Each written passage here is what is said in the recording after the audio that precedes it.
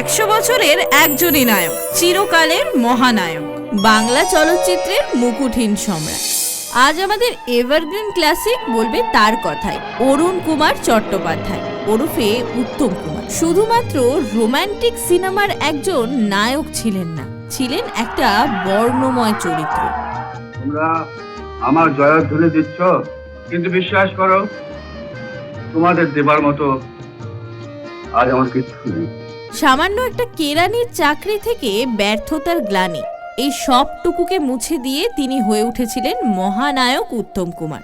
যেদিন আমার ছিল না আস্থা, ছিল না চোখে ঘুম, ছিল না পেট ভরে খাবার পয়সা, সেদিন তুমি আমাকে রাস্তা থেকে ধরে নিয়ে এসে শুয়ে রেখেছিলে তোমার ঘরে।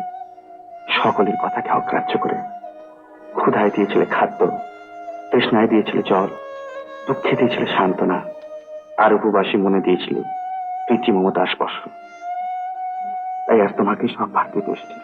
চলচ্চিত্র নির্মাণের পেছনে অক্লান্ত পরিশ্রম আর ব্যক্তিগত জীবনের একাকিত্ব, এই সব মিলিয়ে তার জীবন ছিল একটা আস্ত উপাখ্যান। আমি যদি পাবলিক ফাংশনে গান করি, হ্যাঁ মানে অভিজিৎ চৌধুরী গান করবে। আরে তোরাই তো বলিস যে আমার মতো গাইয়া নাকি বাংলাদেশে 50 বছরের মধ্যে আসেনি।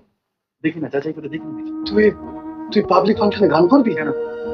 যে সুকান্ত আমাকে গান গাইতে ইন্সপায়ার করেছে, আমি তার জন্য করবো না? শুধু অভিনয় নয়, গানের প্রতিও তার একটা অনুরাগ ছিল। তিনি নিজে গান গাইতেন, আবার সুরও করতেন। তারে বলে দিও সে যেন আসে না আমার দ্বারে, তারে বলে দিও। নীলামবালা ছওয়ানা, আরে দিলো বাবু ছওয়ানা, জানবে তাই ছওয়ানা, এই চুনো বাছো ছওয়ানা। নীলামবালা কাহারবা নয় দাদরা বাজার, কাহারবা নয় দাদরা বাজার, উল্টো পাল্টা মারছো চাঁটি। শশীকান্ত তুমি দেখছি আসরটাকে করবে মাটি, কাহারবা নয় দাদরা বাজার। আমি জামিনী তুমি শশী হে, হাতিছ গগন মাঝে। এমনকি একবার আকাশবাণীতে মহালয়ার ভোরে বীরেন্দ্র কৃষ্ণ ভদ্রের পরিবর্তে চণ্ডীপাঠ করার কথা উঠেছিল তার। শ্রোতাদের আপত্তির কারণে তিনি আর সেই কাজ করেননি।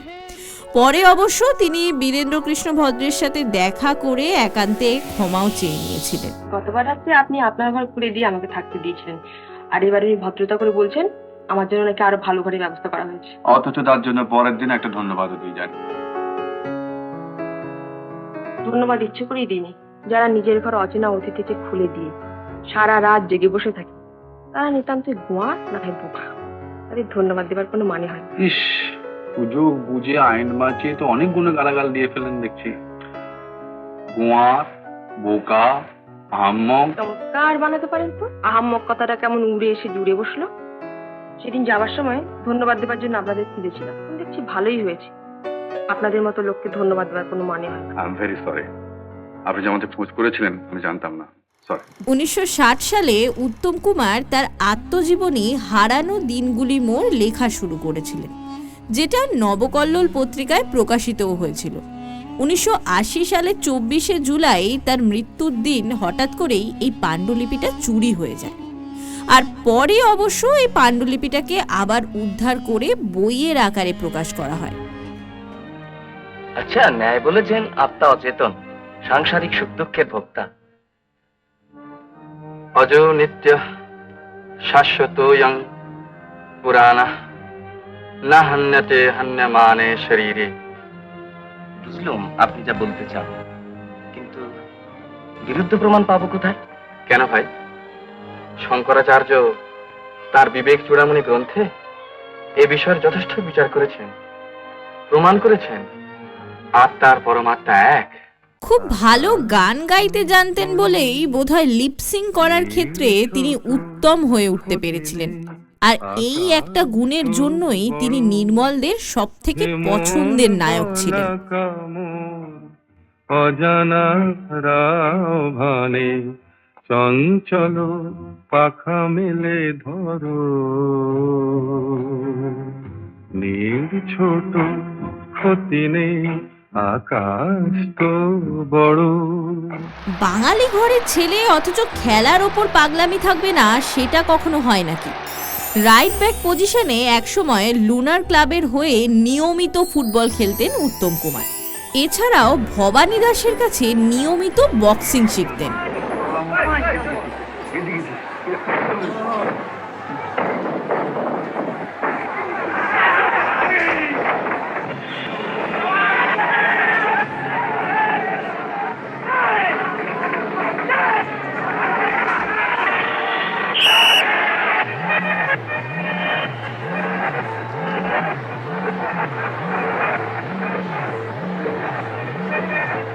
মোহনবাগান নাকি ইস্ট বেঙ্গল, এই দুটো দলের মধ্যে যদি কখনো তাকে চয়েস করতে বলা হতো তাহলে অবশ্যই তিনি মোহনবাগানকেই বারবার চয়েস করতেন। তার কারণ মোহনবাগানের অন্ধ সমর্থক ছিলেন উত্তম কুমার। তখন 1977 সাল, মুম্বাইতে রোভার্স কাপের ফাইনাল হচ্ছে। মোহনবাগান সেই ফাইনাল ম্যাচে উঠেছে, আর সেই সময় উত্তম কুমারও মুম্বাইতেই রয়েছেন। শক্তি সামন্তর আনন্দ আশ্রম ছবির শুটিং চলছে তখন মুম্বাইতে। ফাইনালের আগের দিন বেশ কয়েকজন মোহনবাগানের সমর্থক উত্তম কুমারের সাথে দেখা করতে এলো। উত্তম কুমার তাদেরকে বললেন যে, কিরে, কালকে না তোদের ফাইনাল, রোভার্স কাপ জিতে ফিরবি, না হলে এ মুখো হবি না। ঠিক এতটাই খেলা পাগল ছিলেন উত্তম কুমার। সে বছর মোহনবাগান কথা রেখেছিল, জিতেছিল রোভার্স কাপ। আচ্ছা সুব্রত, তুমি জীবনে কখনো স্বপ্ন দেখেছ?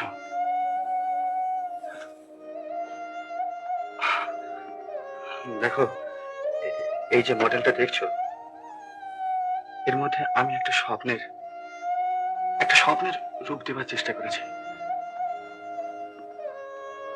জানো সুব্রত, আমি জীবনের এমন একটা সন্ধিস্থলে এসে দাঁড়িয়েছি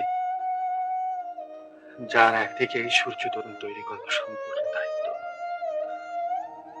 আর একদিকে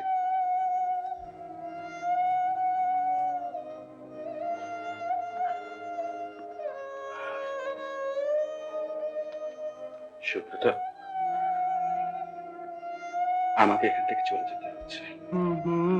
যা পেয়েছি সেইটুকুতে খুশি আমার মন, কেন একলা বসে হিসেব কষে নিজের আর কাদাই অকারণ।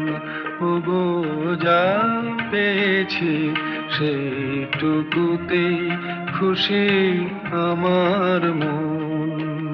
আর এই ছিল আমাদের মহানায়ক, এই ছিল তার জীবনের নানান জানা অজানা গল্প। ফিরে আসবো তার জীবনের আরও গল্প নিয়ে। ততক্ষণ আপনি শুনতে থাকুন এভারগ্রিন ক্লাসিক। এখনই সাবস্ক্রাইব করুন Uttam Kumar movies YouTube channel. সঙ্গে থাকুন বাংলা চলচ্চিত্রের স্বর্ণযুগে প্রতিটি মুহূর্তের সাথে।